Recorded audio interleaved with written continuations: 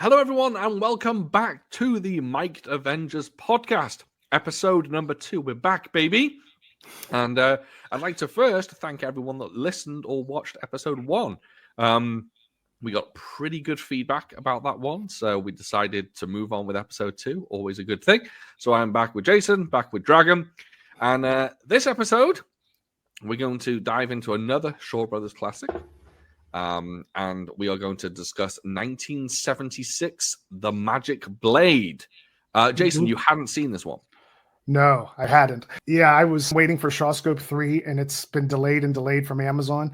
And I had like a bad rip of this I was going to watch, but I went onto YouTube, and they had an HD version. I'm happy I did that. And I hadn't seen it before. My initial thought, we'll get into it, is that it doesn't feel like 1976 to me. It has more of an early 80s, like closer to Human Lantern. So it has to be ahead of its time in that regard. I agree. It's quite funny. I've seen this film before. I did not know that I had, which is really strange. I basically review every film I watch in Letterboxd, and I went into Letterboxd, and there was a rating there for this film, and I was like, "Oh wow, I don't remember this." And then I had a full review on it.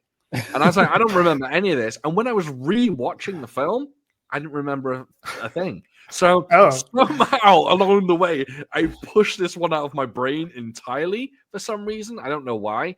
But watching it again, we'll get into it. But it was a very unique experience, a very fresh experience for me. And Dragon, you had watched this one before. I had, not for a little while, and I hadn't seen it looking as amazingly good as it does on Arrow's new restoration. I went back and checked my old IVL The Celestial DVD, which was supposedly remastered, but it's like night and day between the two. The Celestial one's super squished, and everything that Arrow did looks absolutely glorious. I absolutely fucking love this movie. I think it's absolutely incredible for so many reasons, which we will get into, but so stoked that you guys, Shaw, that you got to revisit it, and particularly intrigued to hear how Jason got on with it, seeing it for the first time, because it's a pretty wild ride, right? Well, I think it's only right that we go to Jason first and have him give his first impression opinions on this one. Absolutely. So Jason, take it away. Cool. What do you think of? I suppose I should tell everyone, by the way, we're discussing The Magic Blade. It's a Chor Yuen film, just to let everyone know, and it stars T-Lung, Lo Lei, and honestly, this is a nice little tidbit of kind of kung fu cinema knowledge. This might be the film that has the most recognizable faces in it. Oh my gosh. Every other film. I'm talking about background actors as well. Oh, no, I know. The list is the people that are in this film is insane. It's crazy. I like to talk about, I'll get into my opinion, but I like to talk about like bridges in Shaw Brothers and different aspects of Kung Fu movies. This seems like a nice point where you have the early 70s guys and you could see the later 70s come in. And then, of course, Ku Feng, he's omnipresent. He, like Bolo Young, he just shows up everywhere. He does. Yep, he's in everything. But I'll give my take. So I initially watching it, this is going to sound funny, but because I always talk about Chang Che and Lau Kar Lung, Chor Yuen, for some reason, for a while before I start watching more various different Shaw Brothers directors, I thought that was the Chinese name of Chor Yuen, like a while back, years back. Oh, okay. When I would see it, I was like, oh, I guess like he chose Chor Yuen and then his real name's Chor Yuen. But then there was a time I was like, wait, I'm looking at this list. I don't see No Retreat, No Surrender. I don't see Ninja and the Dragon's Den, you know what I mean? So then obviously as the years went on, I'm like, okay, I want to look into this guy, but this is almost one of my first proper looks. I have to look at his filmography.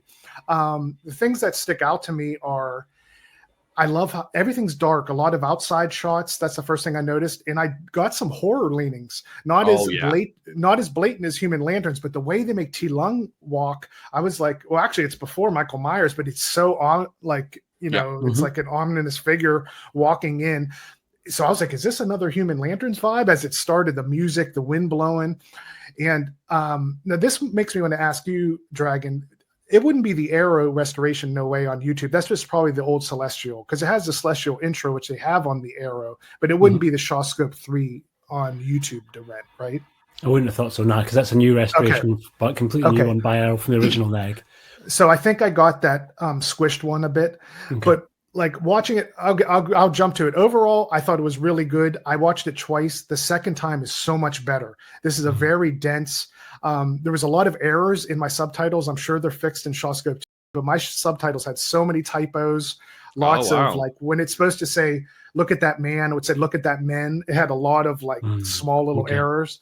So, this is a type of movie you get to the end and it makes it all make sense. The meanings interjected and everything. But as it goes along, I saw the differences in his directing. I felt like he was very brisk. He would jump scene to scene and it kept it moving along, but sometimes it wouldn't dwell too long. The fights were short and the exposition you would see in Shang-Chi movies were like the Spearman of Death or, the Spearman, Flag of Iron. They talk forever for like 20 minutes. These guys' backstories left and right. And it gets a little slow in the beginning. I love that movie. This, you're just going to see the two people. You're going to learn about them. And it's going to all unfold. And at the end, it makes it all make sense. The philosophy of the movie, I thought it was great. I thought it was really good. But I must say, it lost me at certain parts, like the chess scene and stuff. That didn't really do it for me. But it made up when it got. Okay. Yeah. Well, which chess scene? Because there's a few. Because chess is a sort of recurring motif, right? Because I think maybe we should set the scene a tiny little bit for. I hope everybody who's listening to this has definitely seen it. Yeah. But essentially, we kind of start with Lo Lei meeting Tai Lung, and you find out that they've dueled a year previous. Tai Lung's bested Lo Lei, and they're basically having a rematch where last time it was to find out who's the best swordsman. This time around, only one person's going to survive, right? Yeah. And right in the middle of them about to kind of start to have their battle, some assassins show up trying to kill Lo Lei, and Tai Lung basically then segues into becoming Lo Lei's protector, weirdly. So we're saying, like, no one else can kill you. I'm going to be the one that kills you. That's like, great. That's just something that I'm going to do. So he then, ultimately, the two of them kind of have this sort of very reluctant alliance of sorts, where they're not going to fight until they get to the bottom of who's sending these assassins. Turns out to be a very secret mystical master called Master Yu, who seems to have a whole bunch of different assassins, very colorful, amazing group of assassins that he's going to send out. And then the bulk of the film is them really being drawn ever closer to the temple where Master Yu is supposedly staying, with a mind to stopping him from getting a mighty, maybe MacGuffin-esque weapon called the Peacock Fan, which has the power to take over the entire martial world. So try and stop him in his tracks, stop Master Yu, and then finally, eventually, Tai Lung can kill Lo Lei's character, right? And then there's a lot more that we'll get into, but that's the basic setup. But when you mention chess match, there's a few different chess beats, and then there's this. For me, the first sort of chess sequence is one of the coolest things I've ever seen in a Shaw's movies. When they arrive at the little village and everybody's fucking dead, but it's been set up like puppets. Right? Talk about horror. That is very taken from a horror film. It's very if I can reference. I'm going to reference a modern version of what might be a classic, but House of Wax, for example. I've never seen the original, but I've seen the Paris Hilton, the classic Paris Hilton remake. But yeah, it's very House of Wax-ish. It's very just spooky, eerie, and I absolutely love that. Like Jason said, a lot of horror elements in this one, as well as, I admit I haven't seen many spaghetti westerns, but Tai Lung's character in this with the poncho and the kind of lone gunman, quote unquote, 100%, very very Western like. But yeah, it's kind of like a mishmash of genres at times, and I love that. But I agree with you, that sequence with the everyone's dead in the restaurant, fantastic. Yeah, that I love that one. That was great. It was when they got to the chess match with all of them fighting with Norman Chu. Yes. It was okay. I think it was so dark. I think, like you said, the squished and the version I had, it just didn't look. I'm sure the Arrow version will be better. Oh, it looked glorious on the Arrow. Okay, version, yeah, mine. It's like, oh wow, do they have enough lighting? It looked very dark, and then that scene. But then once it got to the forest scene where you see those famous pictures of Tai Lung, those classics, I have to say he is such a badass in this. He couldn't be any colder. And when you talk about like transitions, you have the baby face Tai Lung with David Chang in the early 70s, like Vengeance in that period. Mhm. And then this is his middle period where, you know, we talked about his 5 o'clock shadow and he looks so cool with the poncho. And then later, like a Ninja and the Deadly Trap and beyond, he becomes this very majestic. He's like the elder statesman, you know? Mhm. But in this, it's just such a nice middle period for him. He's so great. And there's just a couple scenes that lost me a little bit. And then, and something funny at the beginning was when you're young and you'll do like kung fu movies with your friends with like a whatever VHS. Of course. When he says to Lole, I can't remember why I wanted to kill you. I wrote that down. I love that. I love that. it. Is such a line when you're 8 years old, when you were imitating a kung fu movie. That's what you would say off the top of your head because you didn't know why you want to kill your buddy. Yeah. But so a couple of those moments lost me a little bit, but that's just par for the course.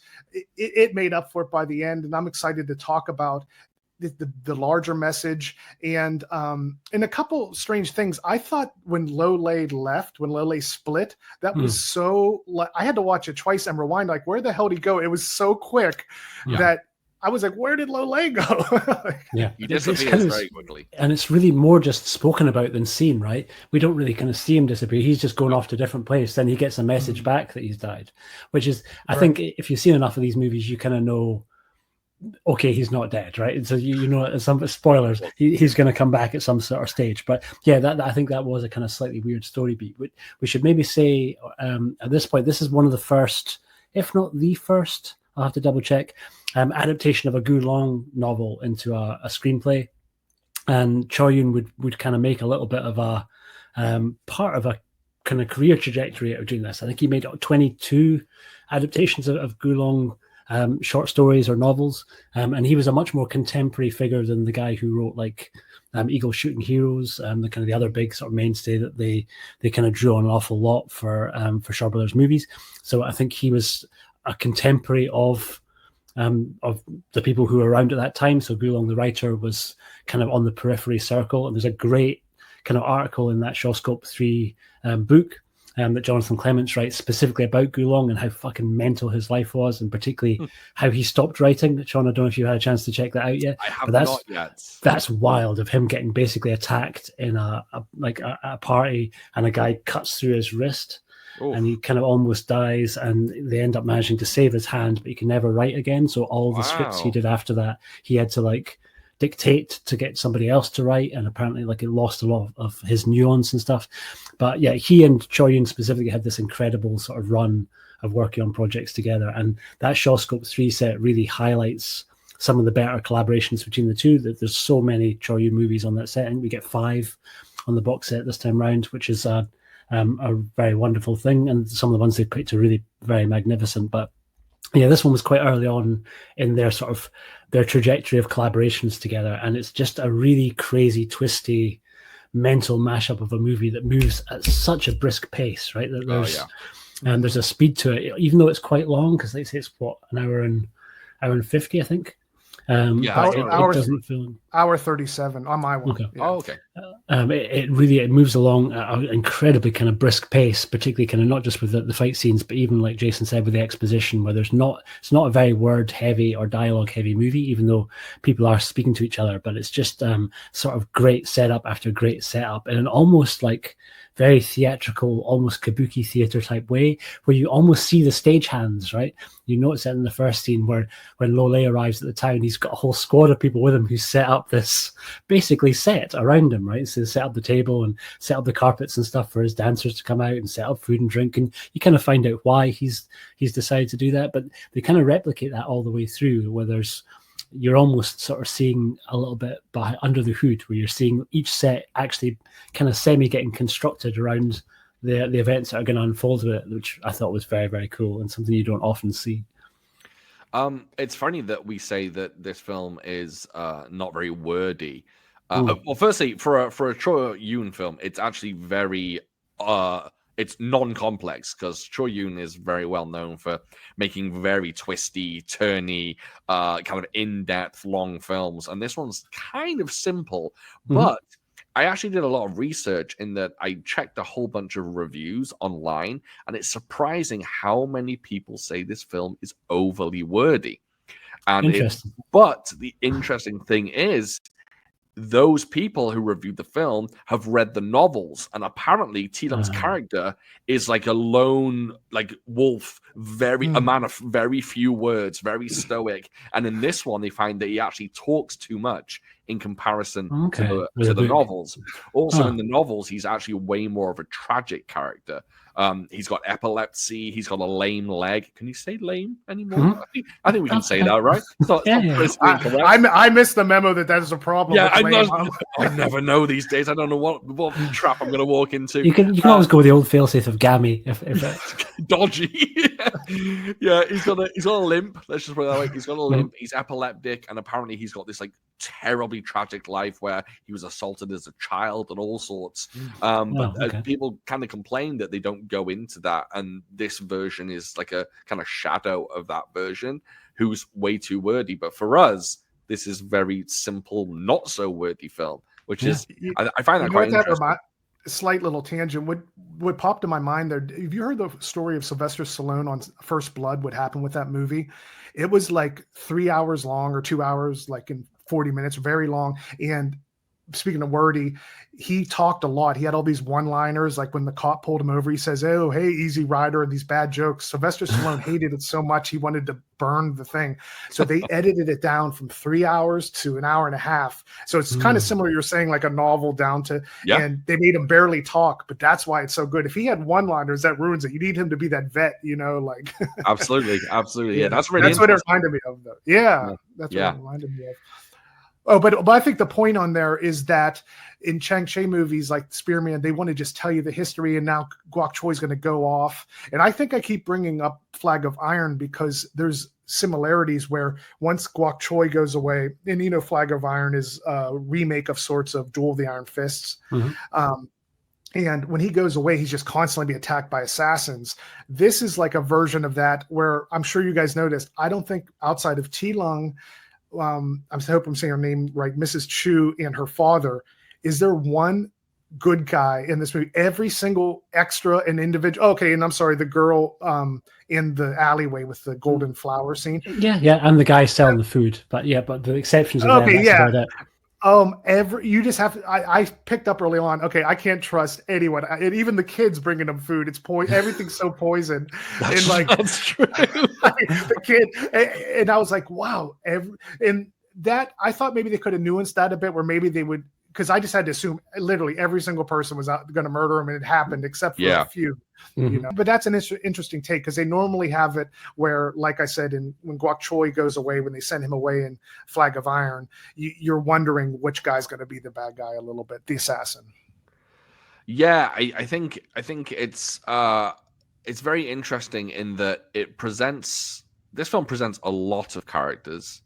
And it's essentially a video game. It's boss fights after boss fights after boss fight, really. And then there's a MacGuffin that you're trying to get. It's very simple in that respect. But the characters in this film they bring the whole thing to life. Not just T-Lung as this kind of fantastic, like lone gunman thing, but Norman Chu's character, the effeminate character that gets his arm chopped off, of course. Devil's Granny. You can't talk about this film without mentioning Devil's Granny.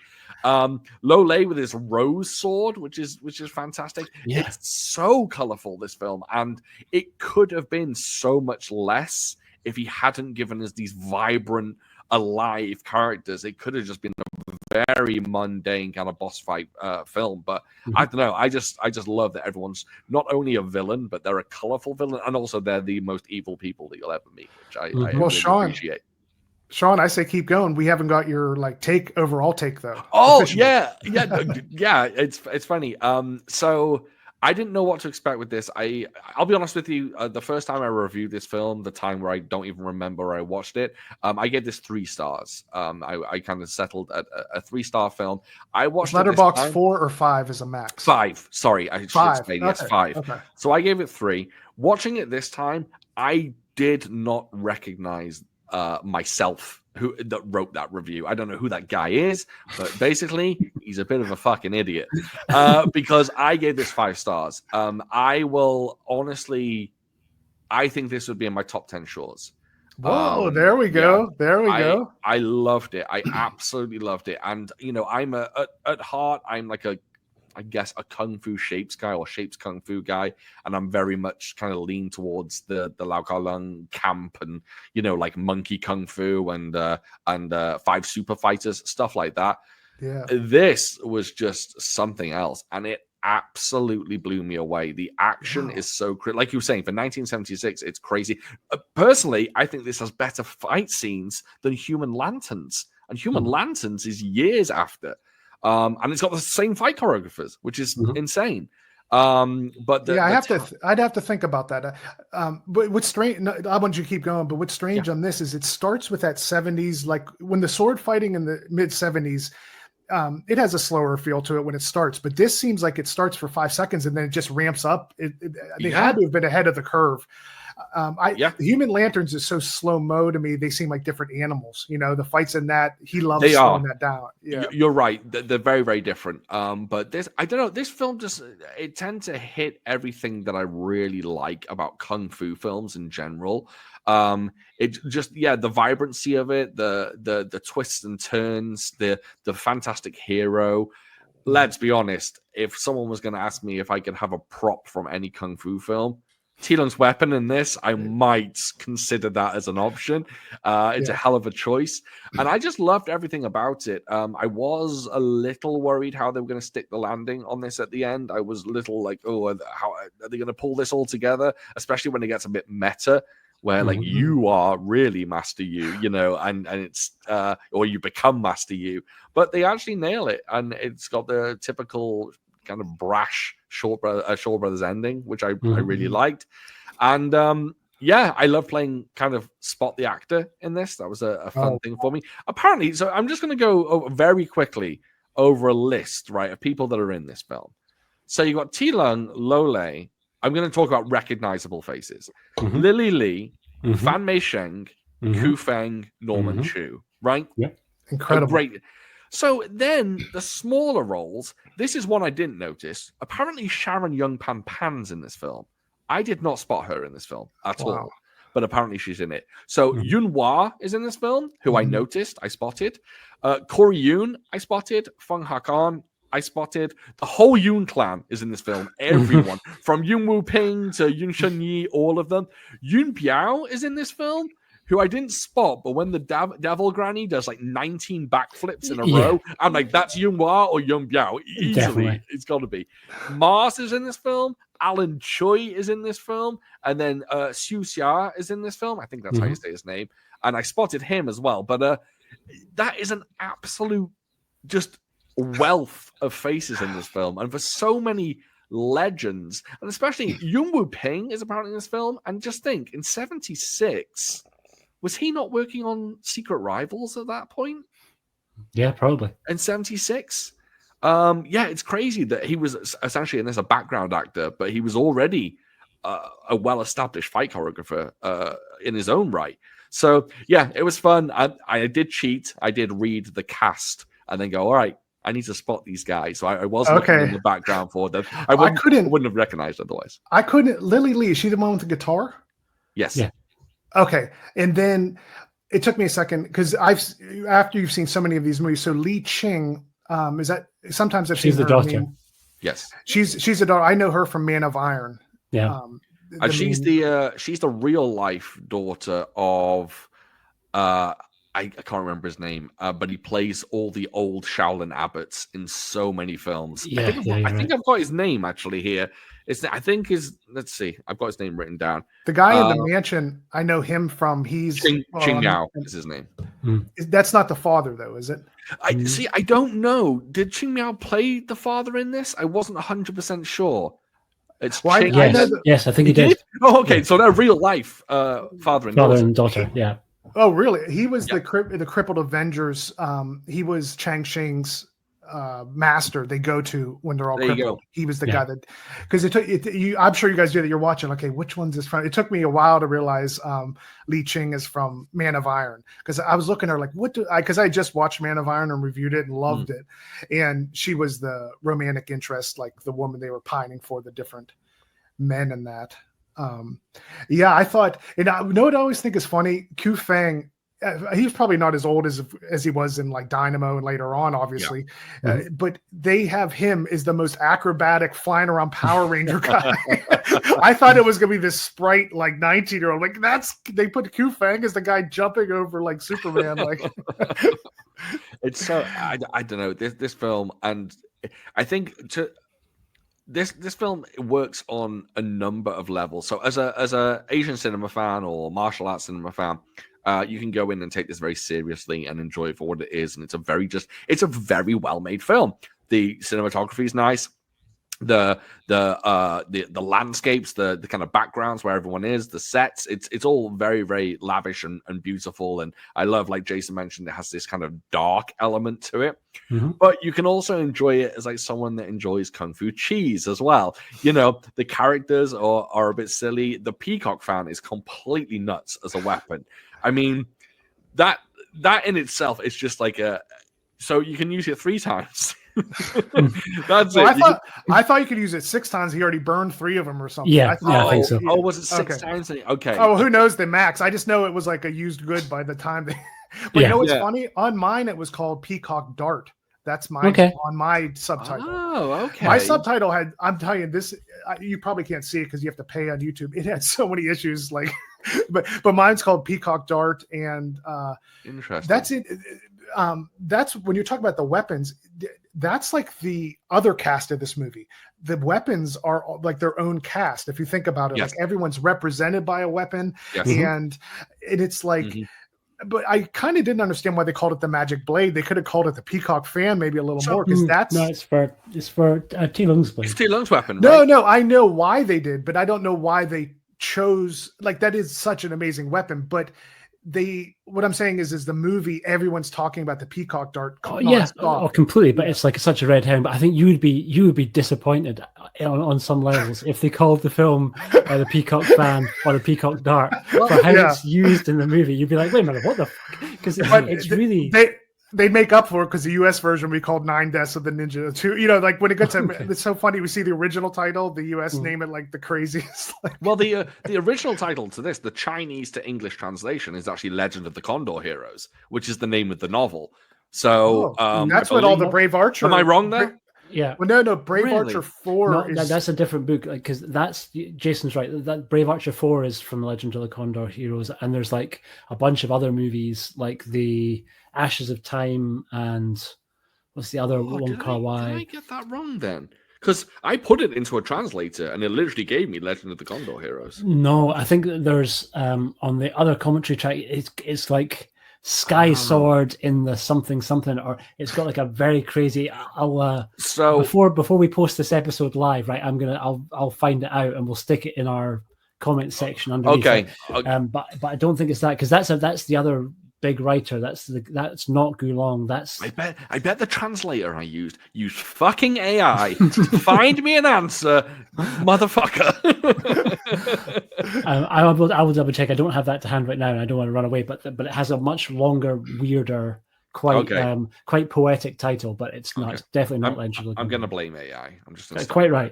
We should all be blaming AI. It definitely wasn't me. It probably was. But I'm missing a few. So there's other weapons too. It's like the Lole one's a little more understated. That's kind of just like an imagery. They don't really talk about it. But it's like the weapons have their own part in this movie. It's like I love that aspect to it. And I actually thought, I don't know why, but when he cut his hand and his hand was poisoned, I thought they were going to have to chop his hand off and attach that to his hand like some weird, like, Evil Dead 3. Yeah. So I was like, okay, this is why it's the Magic Blade. Because, it's like, but then he came back. That scene was really great. That poison beat was wild because it's like he was literally only poisoned while the incense was burning, right? Yes. And then bizarre. So he only had the time for it burned down because then his hand just wasn't black anymore at the end of that. And they tried to kill him at the last little bit, and he had this great line of dialogue that I hope was translated in yours, so Jason, good. Where he'd spent 20 years moving all of his acupuncture points like an inch Oh, over. yeah.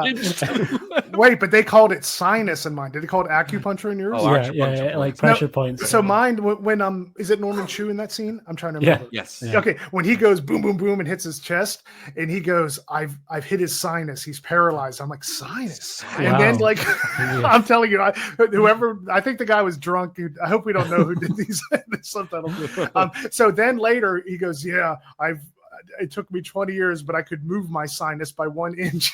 Like, and that was a flashback to us making kung fu movies we're little. Like, it's taken me 20 years. Like, it has that fun little campy energy. Yeah, it does. It really does. Let me ask you, does it have the English dub on the Shawscope 3? Oh, I didn't look. No. Okay, I because don't think so. I think that'd be a joy for me coming off of these. I had the rough subtitles. You guys had cool things like what Peacock Fan and acupuncture. Mine is, so I think it would be neat to see the I'd love to hear the English dub if it had those classic voices on it. You know, Let me see if I can double check that while we're talking. I Yeah. don't think it does. I didn't spot it either, but maybe I just wasn't looking properly. But because sometimes, like, I think, Sean, you've recently posted, and we're similar on the ones I've known from back in the day. I tend to go to the English dub because I love the classic feel. Yeah. And I often talk about the grindhouse in the theater. There's something about the English dub. To be honest, it makes it, of course, a little campier and cheesier, but that's part of the fun sometimes. Yep. You know, the whole 100%. vibe of it. Mhm. But on this one, I think I needed it because of like the lost in translation and the subtitles. But certain movies like Heroic Ones, which one is my favorite movies ever, that's like even. I love the subtitles and I love the English dub on that one. Definitely no English dub on the on the Arrow set. Okay, Really? That's well. I I'm think kind just of Mandarin. I'm kind of lucky in that I kind of grew up with all the English dubs, and I have a fondness for them.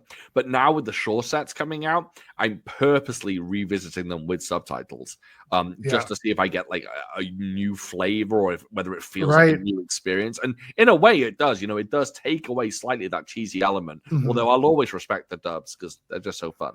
Mm-hmm. Yeah, I was going to do a video on who did the dubs. I knew it better before. It was this team that did Godzilla, led by a guy named Ted, and Tommy Retro from the Mighty Shaw Brothers group taught me this.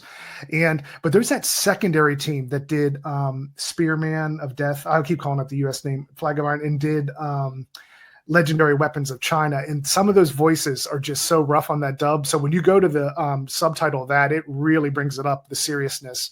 Like I remember in Legendary Weapons of Kung Fu, as I knew it, he's like, "Man, you're really crappy." Remember like that? Like, it would just have like really weird tones. It brings it down a lot, that second team. But when I hear that voice of Ted, who does that main, I call it the master killer voice. He always does usually the main character, Guok Choi. Yeah, and I think he did a lot of the early Jackie Chan's as well, right? Yes. And they say they're British. It doesn't sound very British to me. It's kind of like they kind of weren't, they weren't doing like the Queen's English. It sounds kind of like a mix to me a little bit. I love those dubs, but sometimes when I start watching the IVLs and you didn't have a choice, the movie felt so much more serious and like it took you a different direction, But Dragon, now it's your turn. Let's get your take. You gave us a little hint of what you thought. I'd love to hear your... Well, and you guys covered kind of a lot of the beats that I really love.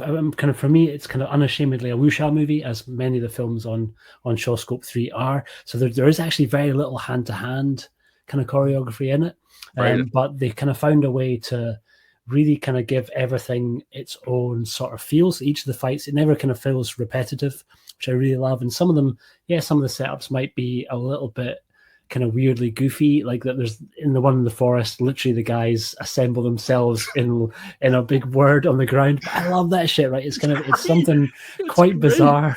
I like that scene. Cool.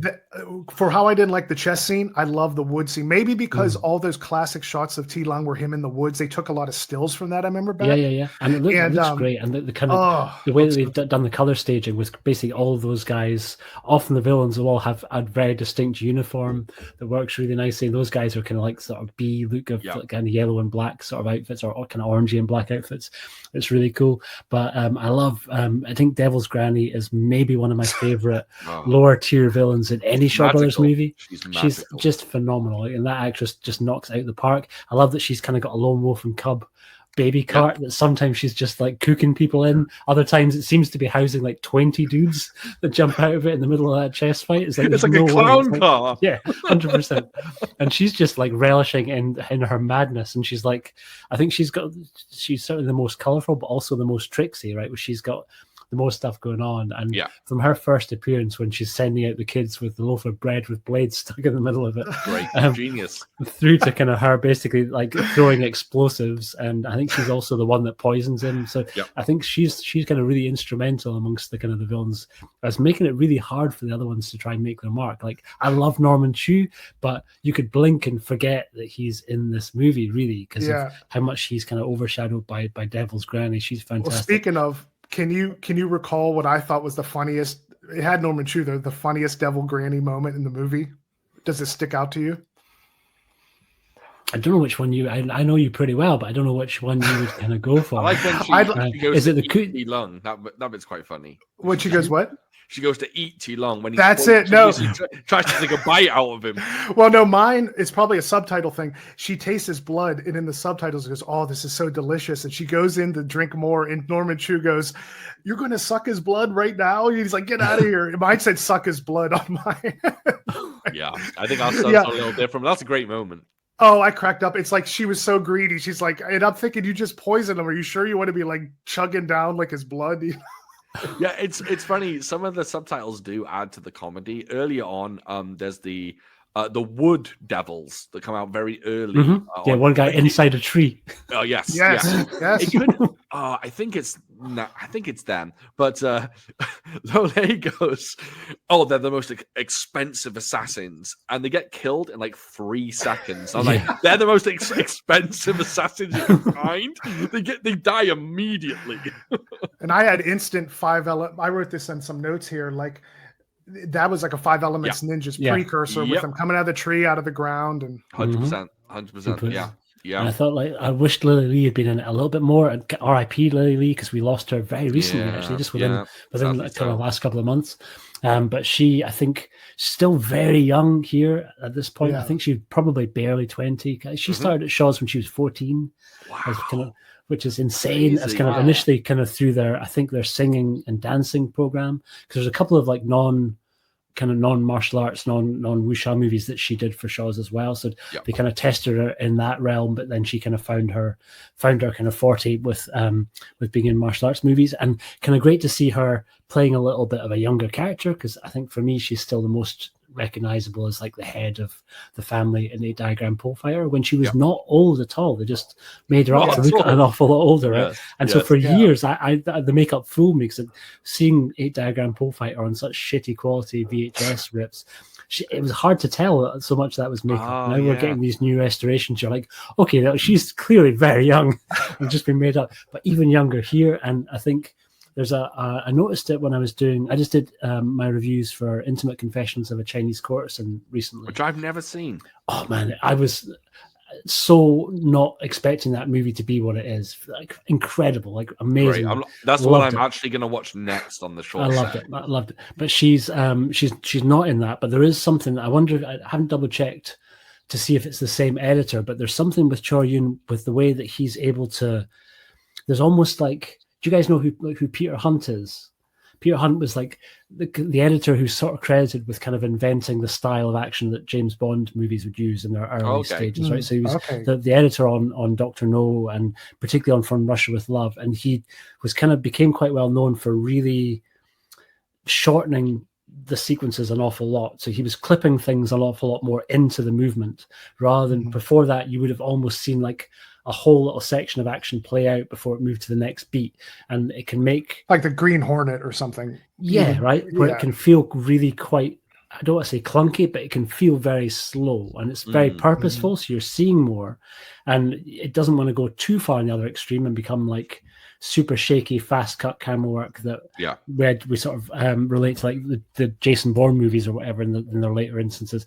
But there's a sort of Peter Hunt-esque kind of style to the way that Chor Yuen cut action, particularly when people are using trampolines, where he cuts into it really, really kind of so close to the wire that it feels really fluid and really nice when you're seeing people move.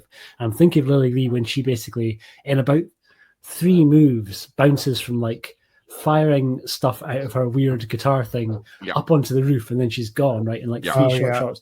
But it's so fluid and so kind of slickly done that I they're on a trampoline, but it doesn't really matter. It just sort of like works as this wonderfully kind of fluid like sequence of motion that I just absolutely Was that a adore. I thought that might have been like a reverse shot because they jumped so high that I thought they would jump down in the boxes and then they'd reverse it. Maybe for the last jump there, yeah, because she had it like looked great though. They had like a jumping sort of side flip first, and then she was up onto the roof. So kind of maybe they kind of matched the two. It There's looked definitely impeccable. At no point in this one did I go, "Oh, that's a really dodgy looking reverse shot." No, it all looked super crisp and very, very. And that well was done. everyone's escape from Kufang to everyone. I mean, they just like when someone or they get on a horse and take off. But those jumps, it was really neat. I don't know if that's his style because I haven't seen too much of Chor Yuen, but it's funny. Everyone it's very similar to like what you'll see in when you guys watch Intimate Confessions, because there isn't as much. It's not as action heavy a movie, but the last reel of that film's really action heavy and beautifully staged, right? But there's an awful lot of that. But in Intimate Confessions, it's confined an awful lot more because they're often doing those sort of jumps inside a quite low room, but still sort of like kind of works. But yeah, I just find his kind of action. I think he's maybe by the fact that Chang-Chi and Lau Gar-lung's movies were so much easier for us to get. I think Chor Yun's action is kind of a little bit overlooked, right? In Shaw Brothers circles still, even, and hopefully this box set will kind of redress the balance because he was a phenomenal director, real kind of master craftsman. And I think he's incredible. By the time that he did Intimate Confessions, he'd done 80 movies before he came to Shaw's, right? So, and like non-Shaw Brothers movies, but he was already kind of incredibly well versed as a director, and I think there's a confidence to his stuff that's just really cool to see how he kind of puts things together, where he's clearly trying different techniques and different things, and some of it, it's amazing that it works because like the stuff with the kind of the guys forming the letter on the ground, or even the chess scene, the kind of big chess scene, during the chess could easily have not worked, right? Right, during the chess scene, it's amazing. So you got the chessboard that's out on the ground, and then they're surrounded by a bunch of people, and all the people around the chessboard are all lit up, and then just randomly he like turns the lights off on them, and they all go dark, and it's just like if you think about it too much, like, well, why would that happen? But it looks so incredible. It just adds this kind of sense of mystery to the whole thing, and they just disappear into the darkness. It's so good. It's so good. I was saying, you guys got me sad over here because I actually have my Shawscope was delayed a week and now it's been delayed another day. I'm like, oh man. Hey, at least mine was damaged. So I saw that, man. That was that was rough. They didn't use did it have like the kind of cardboard? There's like a really close fitting like kind of thick cardboard sleeve that Arrow were using over here that they've used for like volume 1 and 2 as well. Yes, it is. So it's the book of discs inside that's damaged. Oh shit! So it's not, which is confusing. Out of box, very confusing. I did reach. I'm not going to talk about who I ordered from because it's not their fault. I think this came from Arrow. So I reached out to them and said, "Look, is there anything you can do?" And they offered a full replacement. And do you know what? I'm going to take it on the chin. It's not worth, because they're an amazing place. I order from them all the time. Wait, who offered the replacement? The place or Arrow did? The place that I ordered it from. I'll tell you, it's Orbit DVD. DVD, cool. Phenomenal. I order from them all the time. They were like, send it back to us. We'll pay to have it sent back to us, and we will send you a full replacement. Wow. And you know what? I don't even want to be petty like that or picky. I will take it on the chin. I will keep it because at the end of the day, they're an amazing website that like I buy from all the time. And if I send this back to them, they're just left with a damaged Shaw Brothers set. I think that they'll probably be able to, because Arrow stuff in the States, that it comes, I think it's handled by MVD. And MVD are, from what I understand, just legit, straight up, really very decent. Good. Yes. Decent, kind of honest, great company, right? And so I suspect there's a very good chance that Orbit will be able to get compensated. But I think Sean, I like your stance. I like. I'm going to keep it. It's not at the end of the world. It's not the end of the world. And when I open it and see it, it's just like, well, it's cardboard. It's who cares? It's not going to kill me. Well, yeah. The only reason I'd push back on that is I've been having a lot of issues with Amazon, and there's kind of like thresholds. Like, fuck Amazon over. Get as many replacements from Amazon as you want. They're fucking Well, no, what I'm conglomerate of saying is like billionaires. when something's $30 or less, that's a certain thing, you know. But when you're pushing up at that $150, Yeah. if I were you, I would think about, because that's such a prized possession. $150. I know. I'd even meet them in the middle, say, hey, do you have a used copy? We'll just swap the book out or something. You know, I can see both sides. I think if it had been like something that had happened because Orbit didn't package it properly, that's one thing, but that's not the case here, right? This is a case where they've looked at it from the outside, it really looked perfect, right? The packaging was perfect. It was honestly, it was packed so well. So where the Amazon thing, because Amazon make zero effort, right? They're literally. I mean, I think I'm looking forward to the time when machines take over packing boxes. I don't want to see anyone out of work, but you know that once AI and robots take over, that shit will be packed much more efficiently, because they literally make no effort, and they'll put a tiny thing inside a giant, massive mailer, so it's just banging about inside the whole time, right? Yeah, and it doesn't help that the post office guys are playing soccer, you know. Like with I mean, not always, but I just, when you see the back of those, like especially Amazon, it's sometimes just a mess in there, and you know that doesn't help, because I think even it's the packaging mixed with guys just throwing. It doesn't say fragile, and I heard when it says fragile, they still throw. Mm-hmm. Yeah, but just to clarify, Orbit DVD are amazing. Everyone should be buying from them. They're a phenomenal kind of small boutique Blu-ray store. Buy from them, but don't buy the titles that I want, because they sell out very quickly, and I want to get a copy. So stop doing that. Yeah, I ordered from them once, and they sent a nice little card. They had like their card's really neat. It was like a Black Sabbath. I love Black Sabbath Volume 4, I believe, and then they used that image and made like an Orbit DVD logo. They're absolutely great. They're wonderful people. So sorry, I went off track for a second. No, I was saying, because I'm just like salivating for the Shaw Scope 3. Something about this. I know it says Wednesday now. It was Tuesday, now it's Wednesday. I don't know what's going on with that. I mean, I don't know. Although the news about Shaw Scope Volume 4, I am not too happy about. That it is going to be entirely non-martial arts. Really? Yeah. But that's what they said about this one. That's what they said about this one coming in. True. Apparently, someone's confirmed it. I don't know who. I would take that with a pinch of salt, because I've heard a couple of titles that are on there, and that doesn't fit. Good to know. All right, then, forget that. What was the volume? What was the Shaw Scope 3? Didn't have a similar thing? It was be horror and a little bit of gangster and not martial arts. I think specifically, James Flower, the producer, had said that it was going to have less of an emphasis on kung fu, and then that got lost in translation, and people took kung fu to mean all martial arts. But really, Volume 3 is essentially really heavily wuxia, right? Oh yeah, and it's fantastic. And I think there's a couple of omissions in Volume 3 that I would be very surprised. I would be flabbergasted, in fact, which is something that I'm not often, if we didn't get Return of the Bastard Swordsman at least on Volume 4. Because why, right? Why would you admit, right? And I know one title that I can't say what it is yet, but it's an absolute firm favorite of mine, and it's got a bunch of action. It has Chor Yuen in it, and that's about as much as I think I can say. But it's kind of one of his lesser seen.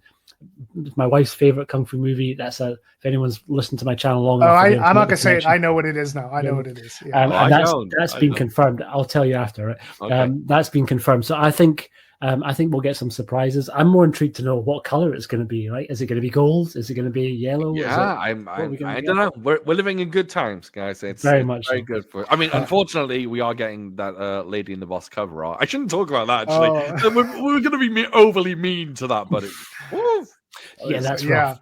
That's especially if that's a bare bones disc, right? Because I would have done a commentary for that for free, because that movie is like massively underrated. But I've never seen it.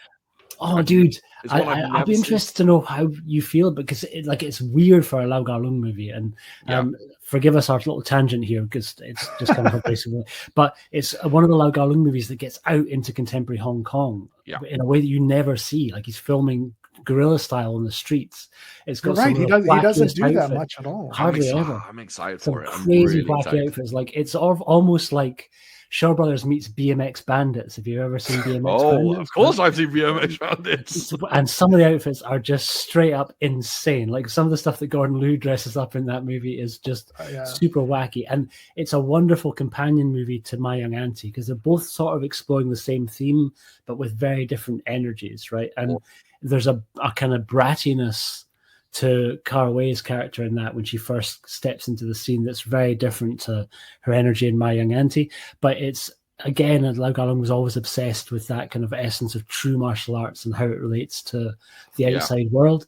But this is him being like, okay, what are the youth of today? What would their perspective be? So all the kids are kind of wanting to be like out at the club and super into kind of like exploring that sort of world. And Cara Wei brings that whole energy, but is also incredibly skilled as a martial artist in it. So it's just great, really great fun. And there's a last fight in the gymnasium that you've maybe seen clips of. That's just, of course, I have watched that. Yes, I had to. It's just really, really good fun. But yeah, it's a weird one in his filmography. But yeah, the 88 films released. I hope it's got some extras on it. I hope they've at least squeezed out a commentary, because I know I looked. It's just stills and two other things. Well, it's funny because I've been trying to use my YouTube more of like posting about the releases. I just do that like instead of stories.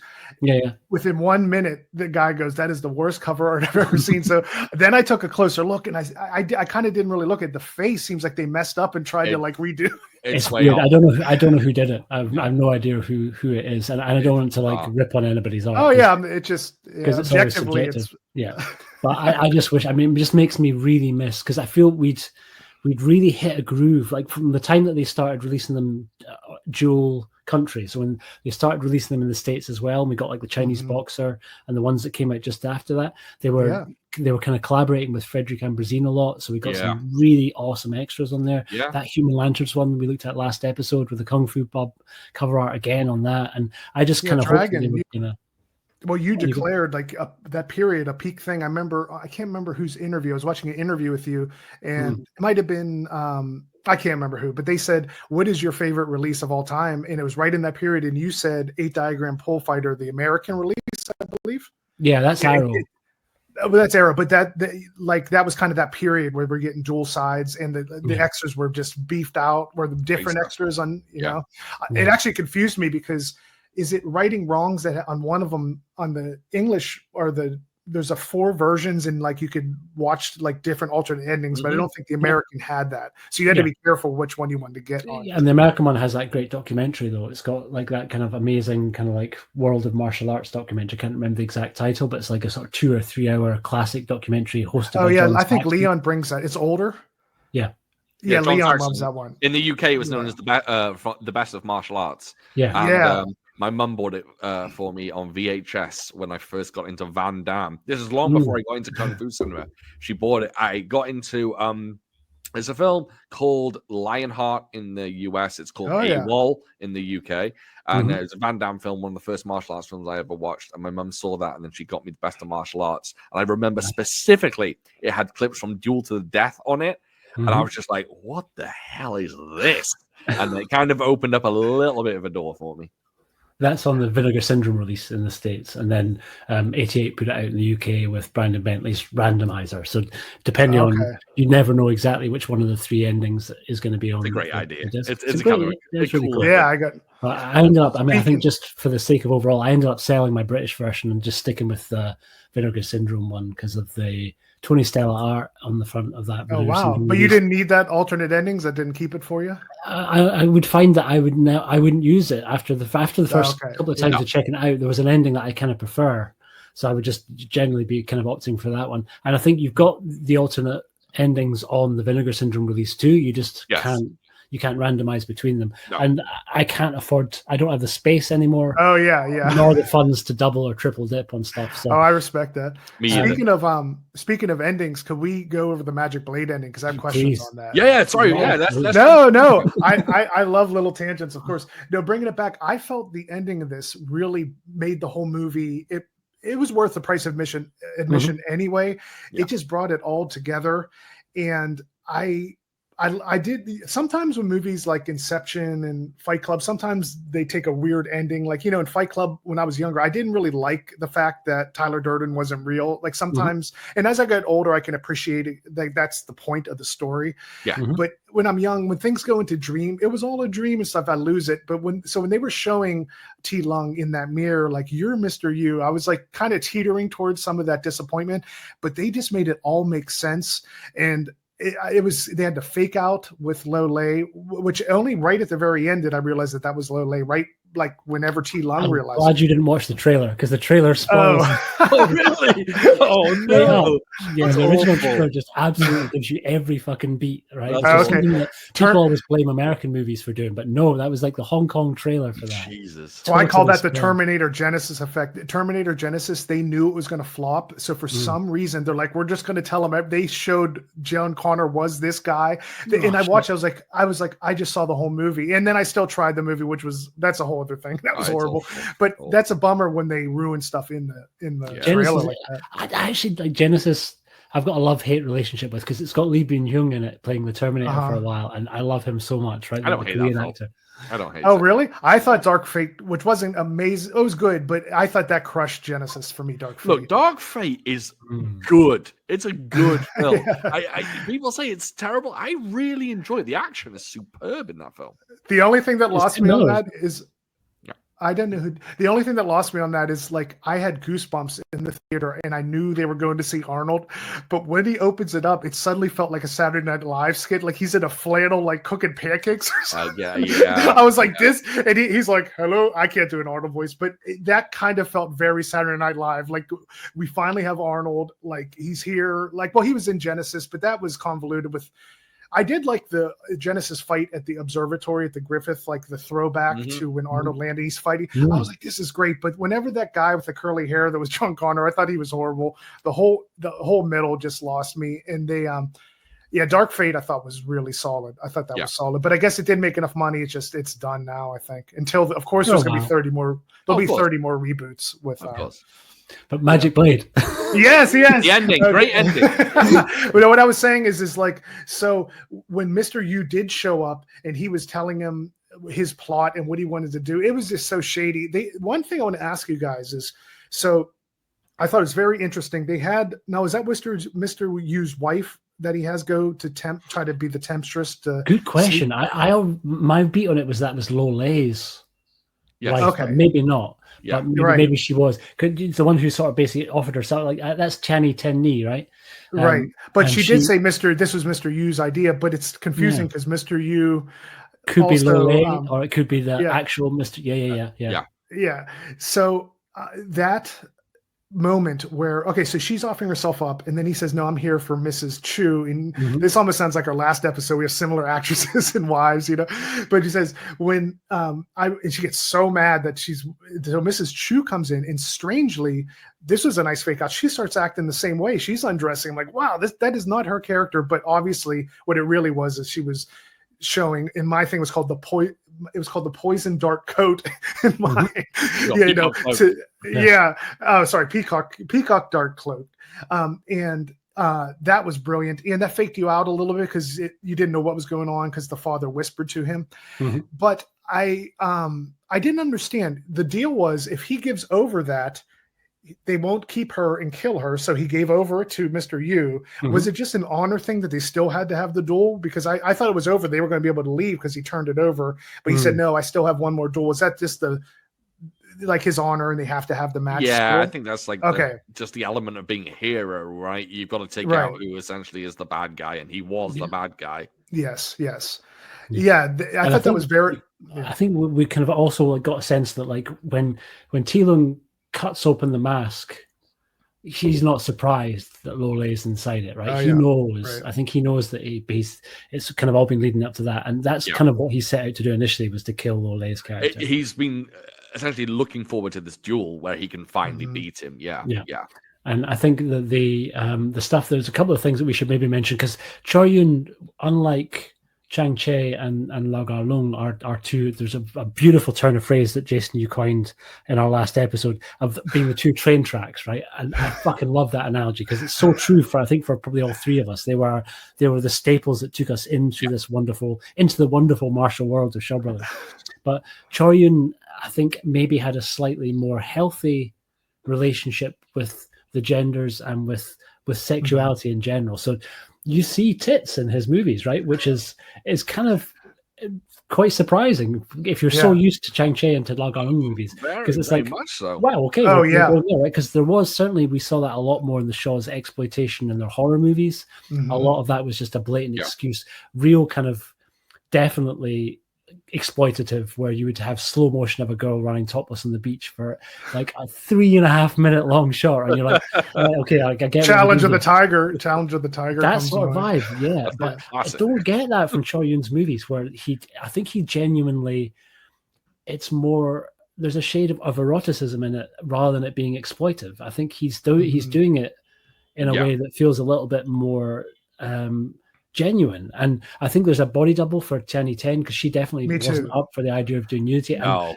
the cinematographer had a fucking challenge there, but pulled it off so nicely, where he looks- shrouds her face in darkness, right? And really that's how I well. knew. Yeah, it was a cool shot. I was like, they wouldn't obscure her face that much. Like If they it was had actually to, her, 100%, Yeah. right? And there was definitely the other two girls who were there purely because they'd been paid to be naked, and they were the two girls in the background that he's just like, nah, not interested in. But I think Tianyi Ten's character was really kind of, she was great for what little screen time she had, as kind of basically being this sort of, there was a power that she kind of had that wasn't through how she was fighting. She has her power was in offering herself, and you could tell that's why she was so gutted that he kind of didn't go along with it, because he only had eyes for the other girl. And I think it was a nice kind of beat to kind of bring around that last little kind of act. And there's a House of Trapsy element too to that last reel, with the kind of the gates dropping down kind of around the place. And I think he just staged these areas in a way that was always really inventive and it's smart. I'll admit, I genuinely thought old Mr. Yu was going to get away at the end. Yeah. I thought when his throne dropped on those chains and he got in it, I was just like, oh, I didn't expect this ending. He's going to just ascend and disappear. And then T Lung, he tricked me. He's had that blade on a chain, right? And never once. Well, maybe that's why they call it the magic blade. That moment. I mean, there you go. The reason I didn't know is because I was watching on YouTube, which was a different vibe, and I caught the runtime. So he was like, "We're going to battle another day." I'm like, "Dude, there's 2 minutes left. Like something has to go down now, unless there's a Magic Blade 2 that's a different name." Which I thought would have been cool. Sort of is in a way. He plays that character 3 times. Yes. Oh, that's great, because I need more of him. Like I said, he's the biggest. He's so cool. I mean, it has that spaghetti western middle period T Lung. This is the precursor to Avenging Eagle that me and Dragon spoke of, the 5 o'clock shadow T Lung, where he's like, And let me ask you, I am probably because I don't have Shaw Scope 3 yet, but do Wuxia movies have a lot more of this honor in it? Because there's a lot of elements I'm not as well versed in Wuxia, but I've seen a decent amount. But it's strange when the guys he fought the whole movie are walking him in the end. It's like trying to fight again. No, and they're like buddies or something. And then he battles them all again. But it's just strange. Like, I won't hurt an unarmed person. You'll see that in kung fu movies, but that's just like a one-liner. Even the villains, like, it was strange. There's like this code, like a Wuxia like warrior code that they were honoring, and it seemed like Mr. Yu. That's a strange thing. If T Lung did accept his offer to be Lo Lei, which he seemed to be kind of toying with for a second, obviously he wasn't, but it seemed like in the Wuxia world that could have worked, even though he was been trying to be murdered, poisoned, everyone, it seemed like that would have, like, Mr. Yu wouldn't have plotted against him again. He just needed a guy in there. And that's why T Lung was like, wait, you didn't care that Lo Lei died. So. Yeah, he just kind of wants a new sort of figurehead. I think, but I always took it as part of it is like, if he can win over the guy who's currently the best guy in the martial world, right? And if you can basically seduce him with money and with women, he doesn't have to kind of go head to head with him, and he can kind of still puppet control the martial world through his sort of like, because he's getting to an age where he's not as physically capable, right? And so, but he still doesn't want to relinquish control. So he's the real master. Who wants to still be the master, but by having this sort of avatar, a younger avatar out in the world, it's a kind of an easier way for him to kind of, I guess, keep his power a little bit longer. Yeah, I think that's the wonderful thing about the Wuxia world that you were mentioning, Jason, about the honor. I think the kind of heroic martial artists within the Wuxia world are typically, very heroic and very honorable and kind of live by this particular code, a bit like Bushido. But the villains in Wuxia World are the worst, like, most awful people. They will put needles in a bun and try and kill you with that. They will I could poison tell you wanted to see that death. I could tell you wish like. Oh, of Yeah. course. But how would that yeah, work? Like, yeah. Yeah, I think there's a nice kind of split there between the martial art, because when there's like two quote unquote heroes fighting each other, I mean, just look at Duel to Death. I mean, it's a gory, horrendous ending between the two, but there's a sense of honor in it. But yeah, other villains would be, very dastardly and do many underhanded things to kill the hero. I probably should tell you, Duel to the Death is on my watch pile, so we've probably got to add that down the line. I've not seen that. You haven't seen. I own Dragon, it. Dragon, we need to do something. My anger is building. We're going to be doing this podcast when we're 80. Yes. I know. Which is a wonderful thing. How about we don't do them once a month? How about we do them daily? Exactly. I'll just have my watch pile here. Oh, good stuff. Well, Duel to Death, you're in for one hell of a treat. Okay, cool. For some reason, that came out with. Okay, cool. That came out the same time as what's the other one? Ricky. Okay. Ricky. But then, I mean, like a similar. Is it? Those movies were very different, obviously. But aren't they both like battling out in some beach scene? Isn't there some sort of? Or are they just completely different? I thought there was not in Story of Ricky. Okay. That's very prison centric. Yeah. Okay, and that's a Cat 3 one, technically, maybe. Yeah, I mean, Story of Ricky is basically. Have you ever seen the anime Fist of the North Star? No, I've never seen any anime, but someone made me buy Ninja Scroll for my first way in, the movie Ninja Scroll. He said, and I own it here, but I still haven't got to it yet. I know I have a lot of holes. There's probably a little bit more similarity between Duel to the Death and parts of Ninja Scroll. But the reason I mentioned Fist of the North Star, because like the Story of Ricky's closest that we've ever seen to an effective kind of live action version of Fist of the North Star, where you have a guy who's so powerful he can punch you and your body will explode. Where he's literally punching holes in people, and it's like it was a movie that went so far, it kind of ended the main actor's career for a good chunk of time. Like he just couldn't work again because it was so fucked up and so extreme in the way that it was doing stuff. And it's now amazing. Look at him. Yeah, he's an absolute megastar now. He's back. Fancy Wong. Yeah, and he's so good, right? He's a really great, charismatic leading man, and he looks incredible in Ricky O. He's like in ridiculous shape. He's got like it's almost like Bruce Lee on steroids physique, right? He's like he's a size in that movie, right? But no, couldn't be more different than Duel to the Death. Duel to the Death is much more in the world, in the Magic Blade-esque world, where it's a little bit more on some levels grounded. I mean, there is a bit of like people flying and in seated poses through walls and stuff, which is so dope. It's bonkers. Yeah. Maybe why this had so less much flying. ninja fun, right? Yeah, maybe this had less flying because it was earlier on, because the wire work became more advanced. Like it was more trampoline and reverse jumps until about late 80s or late 70s. I mean, which I think is maybe why I prefer this era, because although they're still doing some of the wuxia traits, it doesn't feel as. And plus, they haven't started doing the ridiculous oversped up sort of hyper ramping in the camera. They really don't. It looks. That I struggle a bit with in the late 80s and 90s. Yeah. You mean the undercranking or?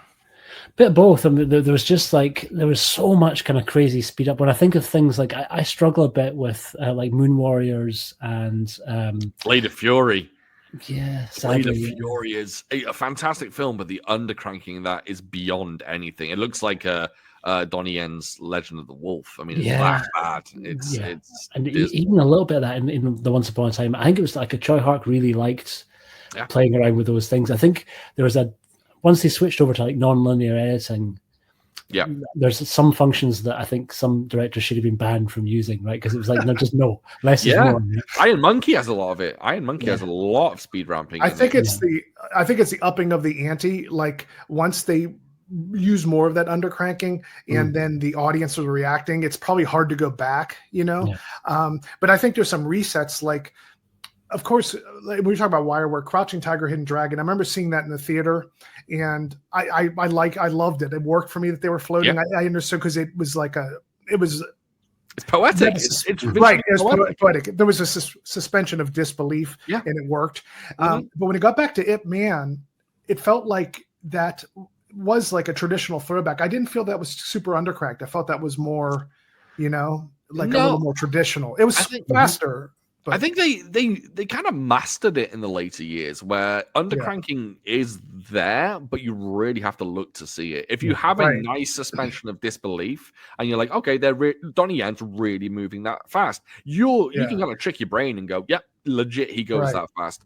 And I think I would even go as far as to say some of the 90s stuff with Jet Li, he moves so fast, but you can be like, well, Jet Li is that fast. But at one point, I think in the 90s, they just ramped it to just an insane level.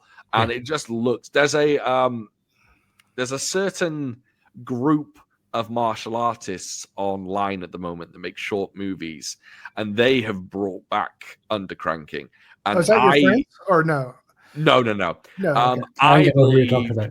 I believe they use it to an extent that looks more like Donnie Yen's worst stuff than the good stuff. It's way too overdone. They're fantastic, by the way. I won't talk about them much. They're fantastic, but their undercranking is like, whoa, that's a little too much. And I think there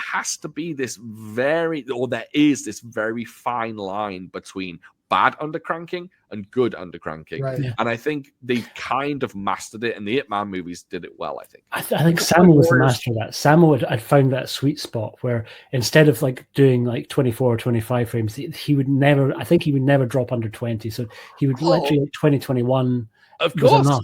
Yeah, I think people will tell you. People go, well, Jackie Chan was never undercranked. Yes, he was.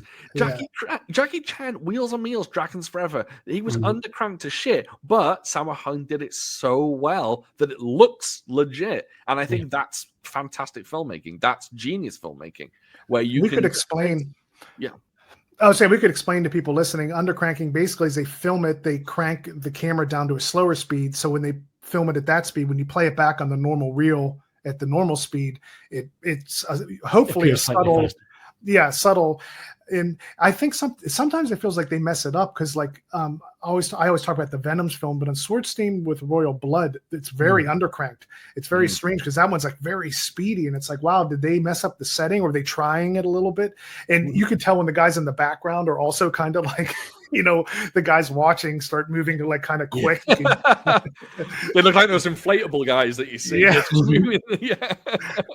But I think the problem with undercranking, there's a lot of people think it's like a crime against cinema. So they're like, Jackie Chan can never be undercranked because it's just like when people who think that Jackie Chan did every single stunt that he ever did. There's nothing wrong with stunt doubles. There's nothing wrong with undercranking. It's a perfectly reliable way of making a film. There's nothing wrong with it. It's just occasionally someone will do it bad and it doesn't look great. Same as sometimes someone will do a stunt and they'll have their face way too long and you'll realize who it is rather than, oh, that's not Jackie. You know, you'll see that it's not Jackie. But there's nothing wrong with stunt doubles. There's nothing wrong with undercranking. It's not a crime against cinema. It's only a crime when Jackie Chan goes, yep, I did every single stunt I've ever done, and lies to his audience. I think a lot of that was just I think he had to become there's Jackie Chan, the man, and then there's Jackie Chan, the legend, the myth.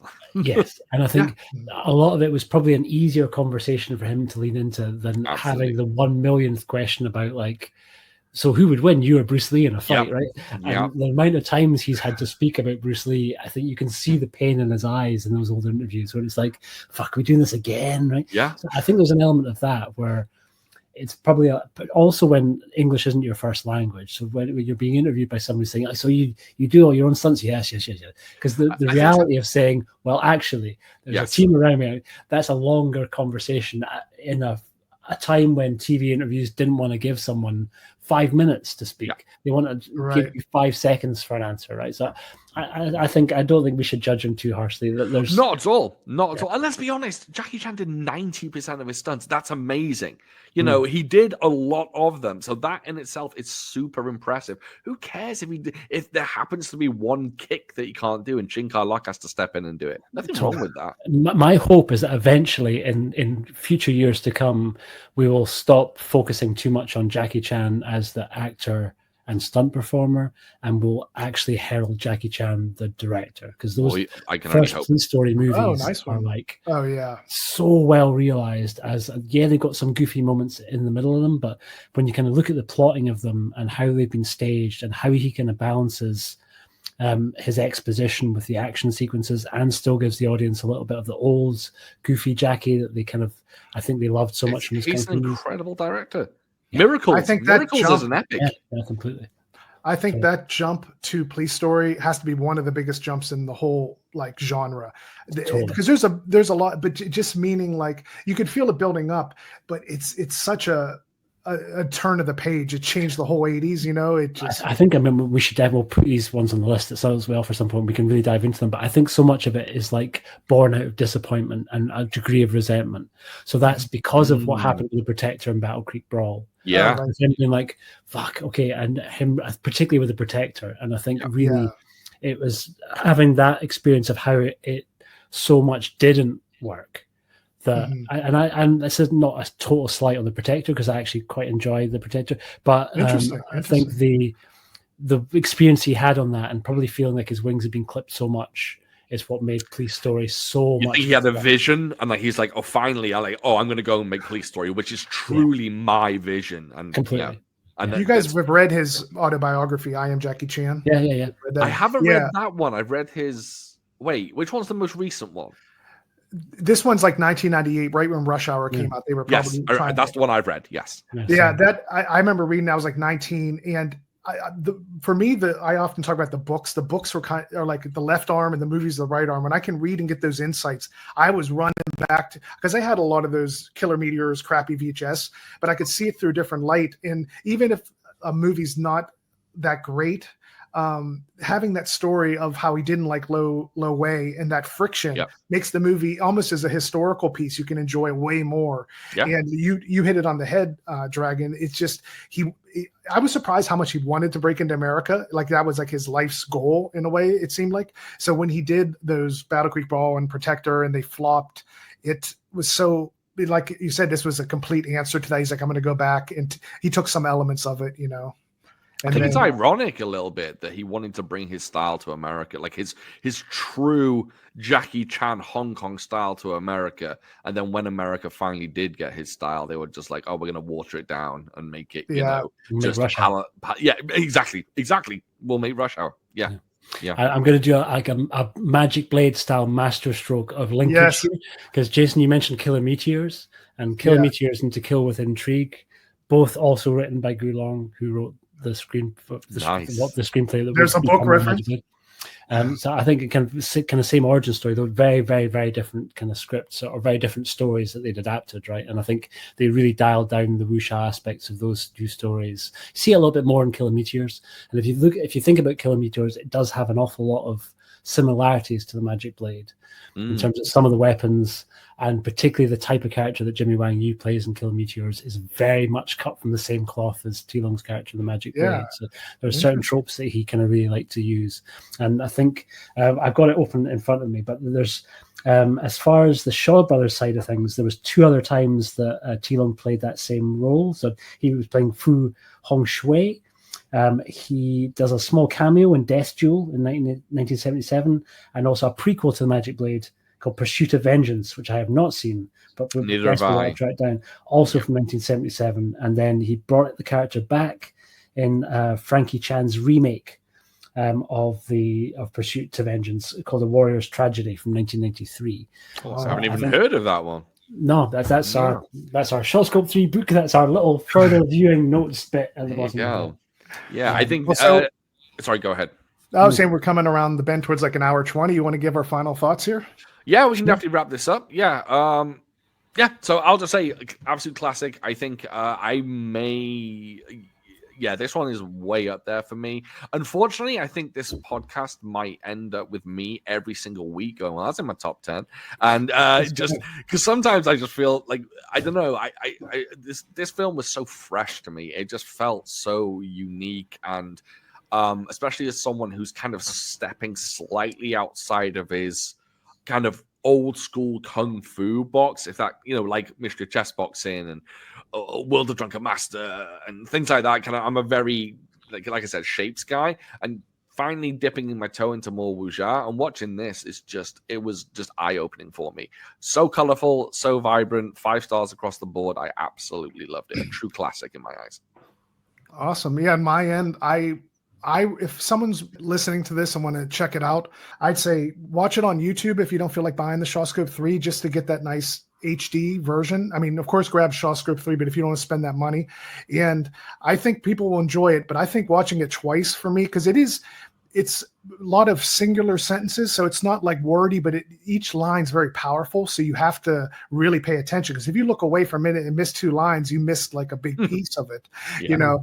And so I say watching it twice brought it all home. And I think the philosophy, not chasing the power and money, the moral of the story, how it all came together in the end. And there's when he's talking to her in the woods, he brings that up. He said, oh, people that, I mean, like we said, my subtitles were different, but it said, when I chased money and happiness was when I chased money and power, I was the least happy. The man who just, all he does is chase his career is the saddest, and different things like that. Nice. That was like a foretelling of what the point of the story was. And it's like all the shiny things in the world that want to like pull you in, you know, like greed and everything. They were all there to do that to him. And at the end, he was facing himself in the mirror. There's definitely, and it's probably in the novel too, but I saw the deep, deep meaning of all this, that it made it all worth it.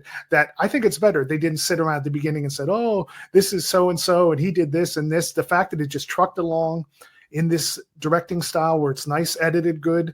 I felt a little bit of, he's more in the Sun Chung camp of things, you know. He feels like that type of director versus our 2 train tracks. And I think it's great. I definitely recommend to everyone to check out. And I think my thing that I would recommend, like I said, is to watch it twice, because I think the second time brings it all home. Awesome. I would slightly contradict my brother on one little point and say don't buy it on YouTube. If you don't want to commit to buying the box set, just get the Arrow Player. The whole Shawscope set has gone up onto Arrow Player with all the extras. I keep forgetting that. Oh, it's like $5, right? Yeah, and often you can get like a free trial for 7 days. Oh man, I spent $3 for the YouTube. I never thought to, when you said you'd done it, I never thought to, I wish you told me beforehand, because the Arrow Player is unreal. And I think if a lot of people already have Amazon Prime, so if you have Amazon Prime, you can usually add it to your Prime subscription for free for like a week. And then you can get all of them with all the extras up there as well. And that's you get rare to see these beautiful new restorations. And I think in some cases, it went up onto the Arrow Player before the physical media release came out. Arrow's really trying to push their streaming service. So I think they've been staggering it. So I think the first 4 discs went up right at the beginning of November.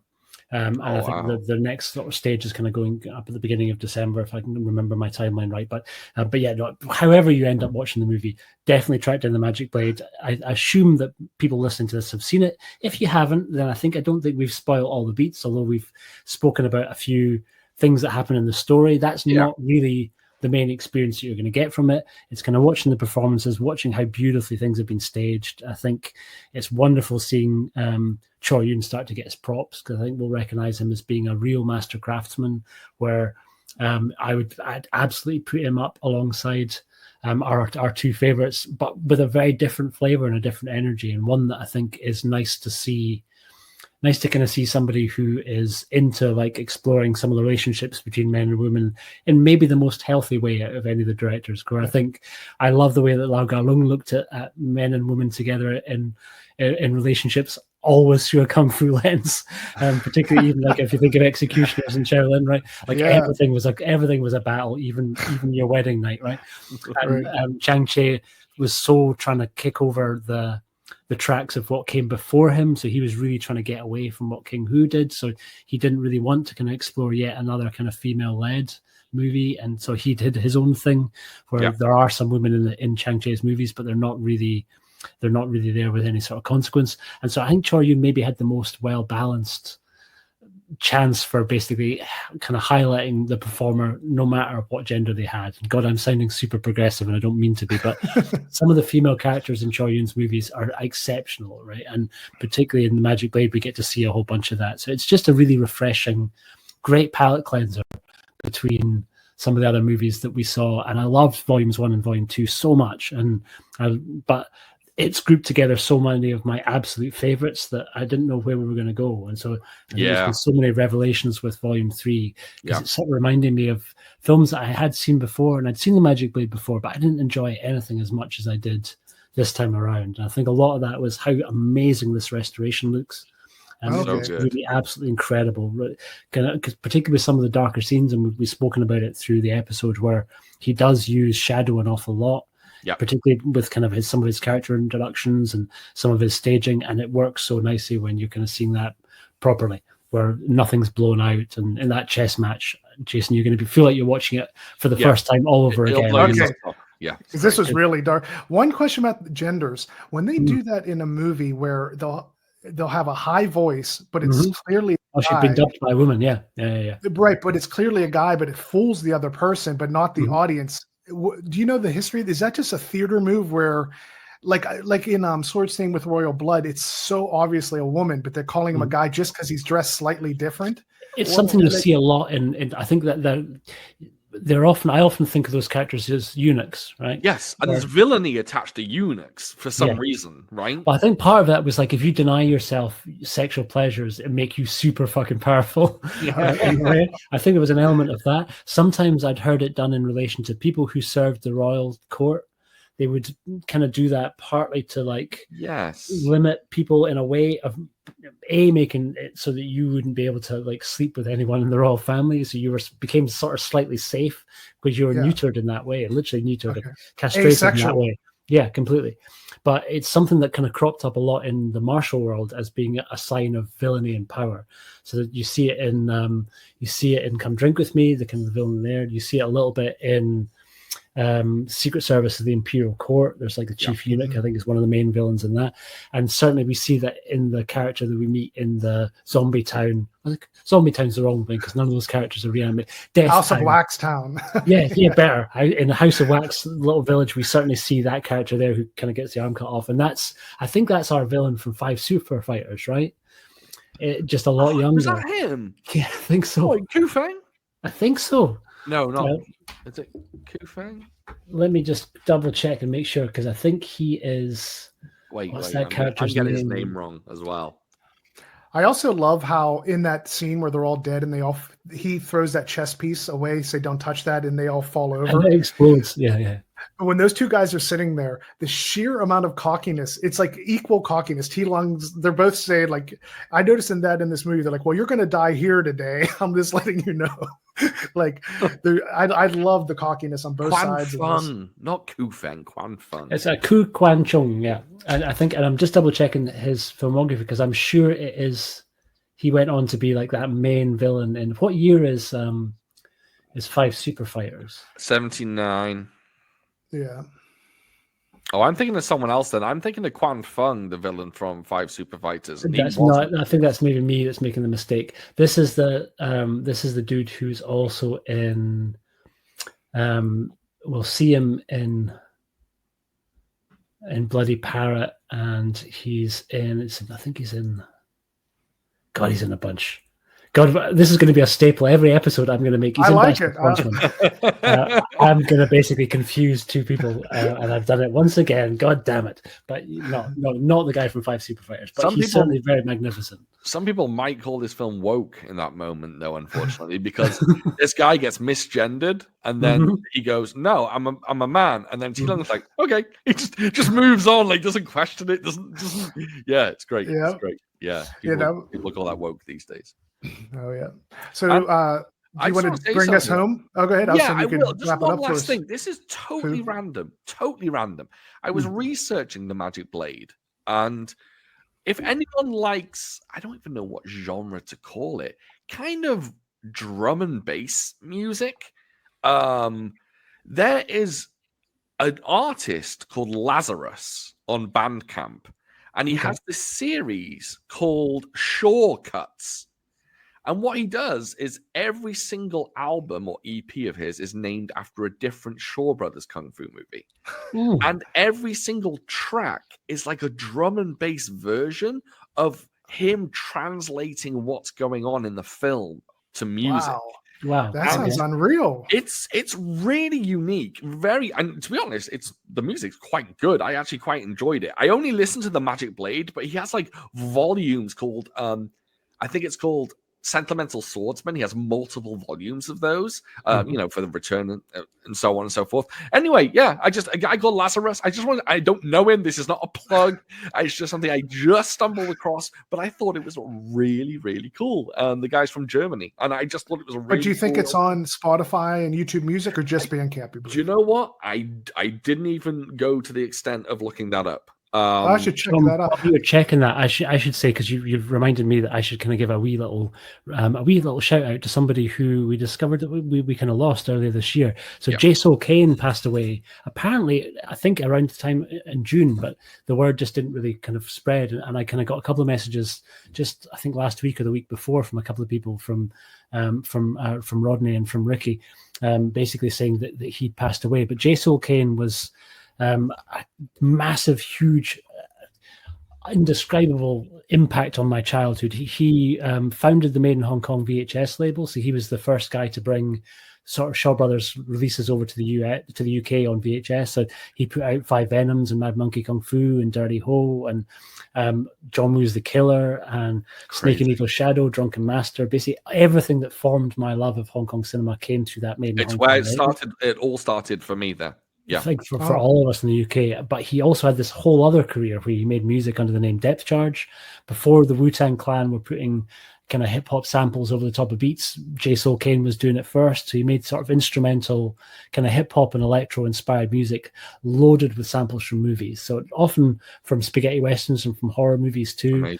There's a great track. If anyone wants to start, just do a search for Depth Charge Shaolin Buddha Finger, and you'll hear him taking a whole bunch of cuts from Shaolin versus Lama and putting them over the top of some really kind of great sort of dub bass lines. And he passed away, I think, from he did have a few long-term medical conditions, but right up until the very end, he was super active. He'd sort of segued away from music. He ran a record label right up until the end, but he was working more as a photographer, sort of street photographer. Did beautiful street photography, which I think his Instagram page is still up, and you can check that out.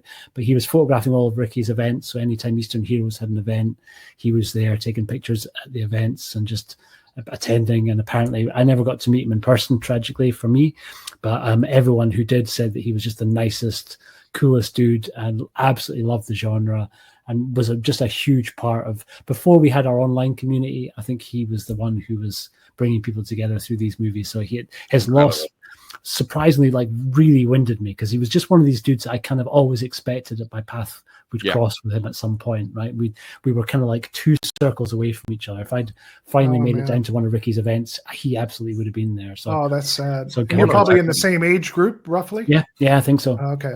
Yeah, he's a legend. He started it for so many people, obviously in the UK. Like, I didn't even know who the guy was, but he literally is pretty much single-handedly responsible for my love of Kung Fu cinema. Honestly, it's incredible. Yeah. So that's interesting, because on the US side, that's sad. Rest in peace. On the US side, it was World Northel for us. That was what we got the most of. So it's interesting to hear that. Like, sometimes it'd be neat to like. So you're saying this guy basically ran the label, not label, but the releases pretty much? He packaged them and everything? Yeah, the label Made in Hong Kong. Yeah. Okay, cool. I don't still have any of the VHSs, but I've still got the very first catalog, and like that first 10 titles was just incredible. It's like John Woo's The Killer, the first Better Tomorrow movie, Snake and Evil Shadow, Drunken Master, Five Venoms, Mad Monkey Kung Fu, Dirty Ho. Did it have the US titles? Or did it use the Chinese titles? I was often wondered that for England. For here, I think we always had the Hong Kong titles. So I think we got. It wouldn't be Five Deadly Venoms. It would just be the Five Venoms. I think actually for that one, I think it was maybe the Five Deadly Venoms. But certainly we never got 36 Chamber was always 36 Chamber over here. We never got Master Killer. I think 8 Diagram Pole Fighter was never Invincible Pole Fighter over here. It was always 8 Diagram Pole Fighter. I think things got a little sketchy when Wu-Tang got popular and they started changing a number of titles to be more Wu-Tang centric. You meaning Wu-Tang Collection, not the Wu-Tang Clan. Sorry, but it was kind of influenced by Wu-Tang Clan. 100%. Right? Yeah. Totally, so I think I remember specifically that Raiders of the Buddhist Temple, the Sonny Yu film, came out here as Raiders of Wu-Tang. I remember they specifically used that. So definitely they started taking a lot of Wu-Tang stuff and making it I mean, they did that with a whole bunch of them. I And believe they're still doing it now. Now they're just doing it on YouTube. I think the funniest one, I can never remember the name. Is it Gold Bandits and Prostitutes? That film became Thugs, Hoes, and Skrilla. Fantastic, just title change there. Thugs, Hoes, and Skrilla. Yeah, great stuff. Cashing in. Yeah. Well, all right, Fu, you want to send us off? Let's go ahead and wrap this up. Thank you, everyone, for listening and watching, whichever your preferred medium is. Of course, we'll keep these coming. Thank you so much for enjoying what we do. We're really happy to keep doing these. Nothing more than I love sitting down with these two guys and just chatting Kung Fu. It's an absolute pleasure. So we'll keep the episodes coming.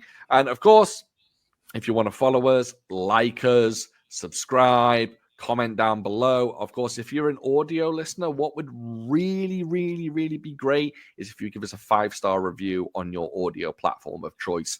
That feeds us into the algorithm, gets us more eyes on us, and we would very, very much appreciate that. Follow us on our own individual YouTube channels. We have Martial Arts Theatre 3000, Food for Thought, and The Fanatical Dragon. And thank you so much, guys. Join us next time when we'll come back with we won't mention what film we're doing. We're going to but we'll be before Christmas, and it'll be a real Christmas present. Oh, there we go. That's so exciting. Yes. So, all right, guys. Thank you so much. We'll catch you next time. Peace. Later.